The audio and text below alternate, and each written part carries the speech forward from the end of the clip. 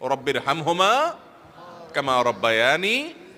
আল্লাহ, আমার মা বাবা ছোটবেলায় যেভাবে আমাকে মায়া করেছেন, কত মায়া করেছেন, আল্লাহ আপনি তাদের প্রতি সেরকম মায়া আজ তারা দুনিয়া থেকে চলে গেছেন আপনি করবেন। দোয়া করবো তো ইনশাআল্লাহ।